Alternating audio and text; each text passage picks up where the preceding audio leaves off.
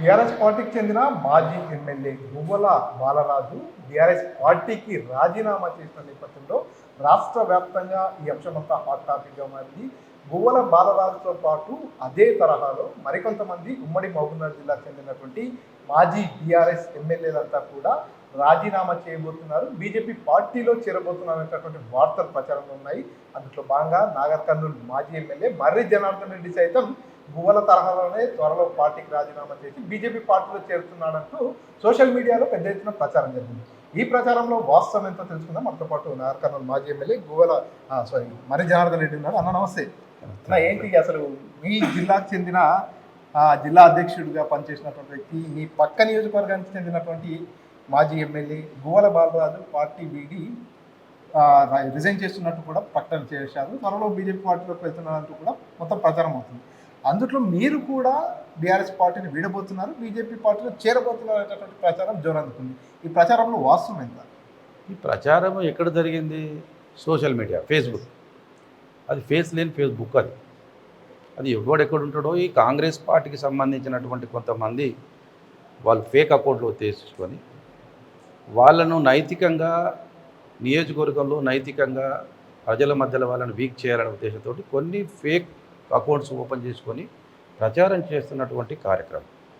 నేను పోవాలి, బీజేపీలో జాయిన్ అవ్వాలి నా కలలోకి రాదు. ఒకటి నేను చెప్తున్నా, కేసీఆర్ గారి కుటుంబంతో నాకు కుటుంబ సంబంధాలు, రాజకీయ సంబంధాలు, కుటుంబ సంబంధాలు. ఇట్లాంటి నన్ను కేసీఆర్ గారు నన్ను రాజకీయంగా ఒక ఎమ్మెల్యేగా ఎప్పుడు చూడలేదు, కుటుంబ సభ్యుడిగా ఇంటి పిల్లవాడిగా చూశాడు. నేను చివరి అడుగు స్టార్ట్ అయ్యి చివరి అడుగు వరకు నేను కేసీఆర్ గారితో బీఆర్ఎస్ పార్టీ కారుగుడితోటే నా రాజకీయ జీవితం కొనసాగుతుంది. నేను ఇప్పుడు చెప్తున్నా, రేపు చెప్తున్నా, ఎప్పుడు చెప్తున్నా, నాకు నిద్రలో ఊక అలాంటి ఆలోచన లేవు, పార్టీ మారే ఆలోచన లేదు. ఎందుకు మారాలి పార్టీ? దేని కొరకు మారాలి? మళ్ళీ 5 సంవత్సరాల తర్వాత పార్టీ అధికారంలోకి వచ్చేది బీఆర్ఎస్ పార్టీ. 5 సంవత్సరాలు నేను ప్రజల మధ్యలో ఉండాలనుకుంటున్నా. 5 సంవత్సరాలు నేను ఎమ్మెల్యే కాకుండా ప్రజల మధ్యలో ఉండాలనుకుంటున్నా. నాకు హాయిగా ఉంది ఇప్పుడు. నేను ఎందుకు పార్టీ మారుతా? ఇలా రేపు బీజేపీలోకి పోతే నాకు ఎమ్మెల్యే అవుతున్నా రేపు పొద్దుగాల, కాంగ్రెస్లోకి పోతే ఏమైనా మంత్రి అవుతున్నా పొద్దుగాల? కాదే. ఎందుకు మారాలి? ఇవన్నీ కొంతమంది ఇది ఫేక్ అకౌంట్ల ద్వారా సోషల్ మీడియాలో చేస్తున్నటువంటి ప్రచారం. అది మంచి పద్ధతి కాదు. అది కానీ నేను సోషల్ మీడియాలో మెయింటైన్ చేస్తున్నటువంటి కాంగ్రెస్ పార్టీకి కానీ ఇంకో పార్టీకి కానీ నేను చేసేది ఒకటి, అది మంచి పద్ధతి కాదు. రాజకీయాన్ని రాజకీయంగా ఎదుర్కోవాలి కాదు, కానీ అసత్యంతో వ్యక్తిగతంగా వాళ్ళ మీద పెట్టడం అనేది కరెక్ట్ పద్ధతి కాదని నేను చెప్పడం జరుగుతుంది. అందులో గువ్వల బాలరాజు గారు ఎందుకు పార్టీ పెడుతున్నారో వారికే తెలియదు, నాకు తెలియదు. కానీ పార్టీ ఆదేశం మేరకు నేను పోయి వారిని బుజ్జగించే ప్రయత్నంలో వారికి కలవడం జరిగింది.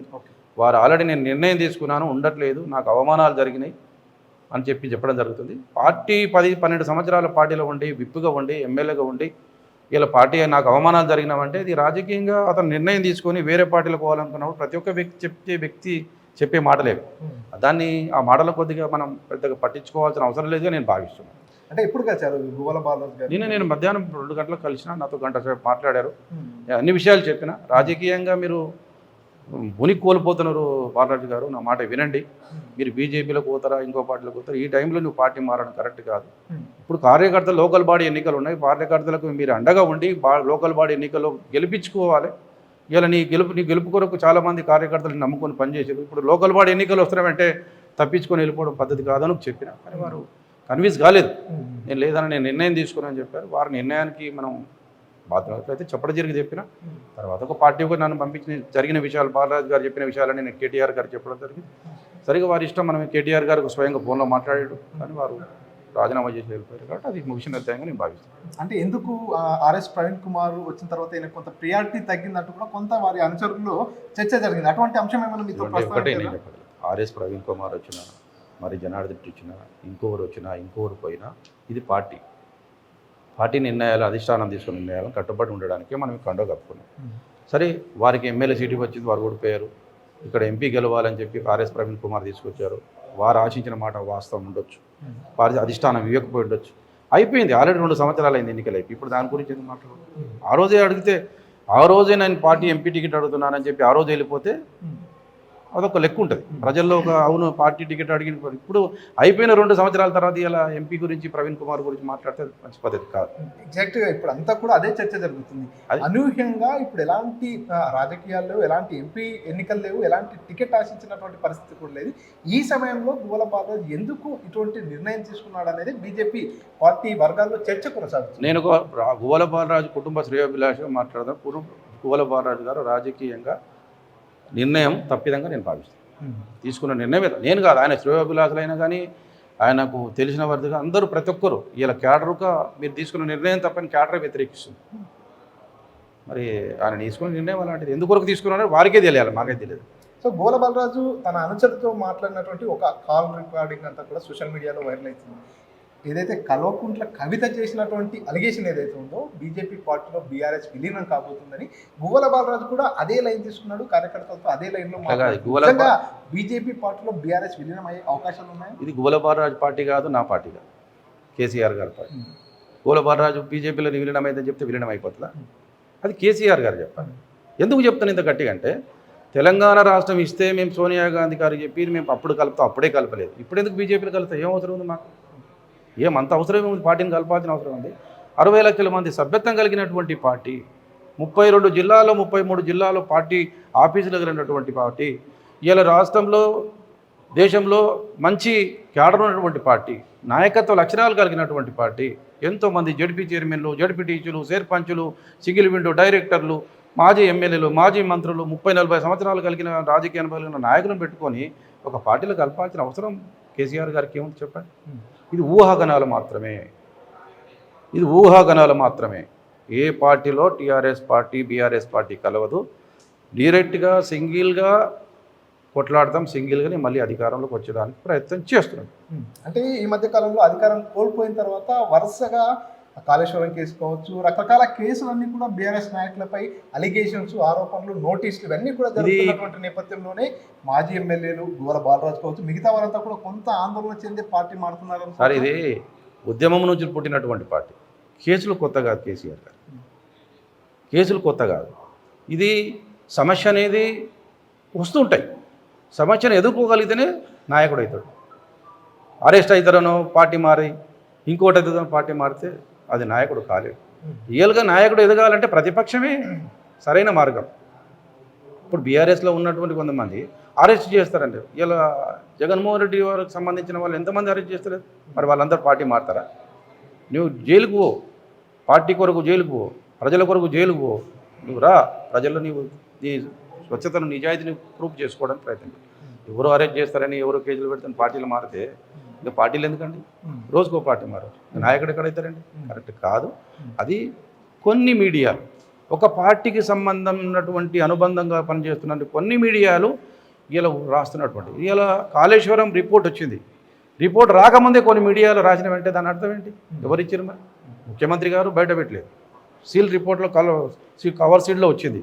మరి సీల్ కవర్లో వచ్చినటువంటి రిపోర్ట్ ఎట్లా బయటకు వచ్చింది? మీడియాలో ఏ విధంగా బయటకు వచ్చింది? అంటే ఆ కొన్ని మీడియాలు అత్యుత్సాహంతో రాస్తున్నటువంటి కాదు. ముఖ్యమంత్రి గారికి కాళేశ్వరం ప్రాజెక్టు కట్టింది ఎవరా అంటే తెలంగాణ రాష్ట్రం తెచ్చింది ఎవరా అంటే కేసీఆర్. కాళేశ్వరం ప్రాజెక్టు రూపకల్పన చేసిందే కట్టించింది ఎవరా అంటే కేసీఆర్ గారి ప్రభుత్వంలో జరిగింది.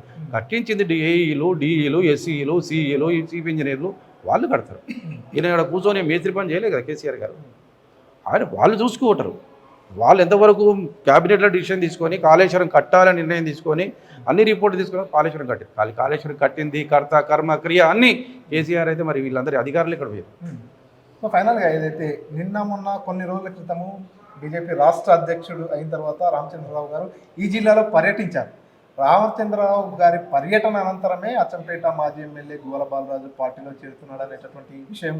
అదేవిధంగా మీ జిల్లాకు సంబంధించినటువంటి కొంతమంది మాజీ ఎమ్మెల్యేలు, మీ పేరు కావచ్చు, కల్వకుర్తికి సంబంధించినటువంటి మాజీ ఎమ్మెల్యే కావచ్చు, మీ అందరి పేర్లు ప్రస్తావనలోకి వచ్చా అంటే మీతో ఏమన్నా టచ్లోకి వచ్చారా బీజేపీ నాయకులు? మీతో కావచ్చు. నేను మీకు ఇప్పుడే చెప్పిన నా చివరి అడుగు, నా చివరి శ్వాస ఉన్నంత వరకు నేను బీఆర్ఎస్ పార్టీ కేసీఆర్ గారి సైన్యమే. నాకు వేరే పార్టీలు అనేది నాకు దగ్గర ఎవరు రారు. నాకు అసలు ఫస్ట్ ఆఫ్ ఆల్ చేయరు. మరి జనార్దన్ అంటే కేసీఆర్ కుటుంబానికి సన్నిహిత సంబంధాలు ఉన్నామని చెప్పి నా దగ్గర రావడానికి కాదు, నా దగ్గర మాట్లాడడానికి వేరే పార్టీ వాళ్ళు నాకు ఫోన్కు చేయరు, నేను వాళ్ళకు ఫోన్ చేయను. అది జరగని పని. దాని గురించి నేను చెప్పాను కదా ఇప్పుడే. ఇంతకన్నా క్లారిటీకి ఎవరు ఇచ్చింది? ఇంతకన్నా క్లారిటీ నా చివరి శ్వాస వరకు చివరి అడుగు బీఆర్ఎస్తోనే కేసీఆర్ గారు కేటీఆర్ గారి నాయకత్వంలో నా అడుగు పడుతుంది తప్ప వేరే పార్టీలో నా అడుగు పడదు. నాకు అవసరం లేదు. నేను పూర్తి రాజకీయాలు చేయడానికి నేను ఇక్కడ రాలే. ఈ జిల్లాలో కొన్ని మంచి పనులు చేయాలి కందనూలు కానీ వచ్చిన ప్రజలు రెండు సార్లు అవకాశం ఇచ్చారు, మరి వద్దనుకున్నారు. మళ్ళీ నెక్స్ట్ టైం అవకాశం ఇస్తే గెలిపిస్తే మళ్ళీ చేస్తాను. అప్పుడు మళ్ళీ గెలిచిన తర్వాత ఏం చేయాలో నేను మళ్ళీ ఎప్పుడు ప్రజలకు చెప్తా, అప్పుడు ఆలోచిస్తా. కానీ నాకు పార్టీలు మారే ఆలోచన, పార్టీలు చేసే ఆలోచన, ఈ కొంతమంది ఫేక్ అకౌంట్లు సృష్టించుకొని కాంగ్రెస్ పార్టీని ప్రచారం చేస్తున్నటువంటి, కాంగ్రెస్ పార్టీ తరఫున ప్రచారం చేస్తున్నటువంటి దాన్ని మీ మీడియా మిత్రులు నమ్మి మమ్మల్ని సంజాయిషి అడగడం అది మీకు మంచిది కాదు, మాకు మంచిది. ఫైనల్గా చెప్పండి, గువ్వల బాలరాజు గారు ఇప్పుడు పార్టీకి రాజీనామా చేశారు, బీజేపీలో చేరబోతున్నారంటూ వార్తలు వస్తున్నాయి. చేరతారా, చేరాల పక్కకెళ్తే రాజీనామాను ఆమోదిస్తారా, లేకపోతే గువ్వలను మరోసారి సంప్రదించి పార్టీలను కొనసాగించేటట్టు చర్చలు ఏమైనా జరిపే అవకాశం ఉంది? గువ్వల బాలరాజు గారు నేను పార్టీలో ఉంటానంటే మళ్ళీ పోవడానికి ఒక మీరు సిద్ధం ఉన్నారు. నేను ఉండను అన్నప్పుడు ఎవరేం చేయరు కదా. నేను నిన్న వారు చెప్పిన విషయాలని అధిష్టానికి చెప్పిన తర్వాత వారు రాజీనామా చేసినట్టు, అంటే వారికి ఇష్టం లేదని రాజీనామా చేసినట్టే కదా. కొద్ది వెయిట్ చేయమని చెప్పిన ఆయన ఎంబడే ఆయన రిలీజ్ చేసినట్టు దాని అర్థం ఏంటి? వద్దు అనే కదా. అదే పార్టీతో తెగదెబ్బలు చేసుకున్నాక ఇంకా పార్టీ ఎట్లా సంప్రదిస్తుంది? పార్టీలో ఉండడానికి ప్రయత్నం చేస్తే, కాంప్రమైజ్ చేయడానికి ప్రయత్నం చేస్తాం. కానీ అతను ఉండొద్దని డిసైడ్ చేసుకుని మేమేం మాట్లాడేది. అసలైన తొలి వెలుగు. ఫాలో వాట్సాప్ @తొలి వెలుగు official.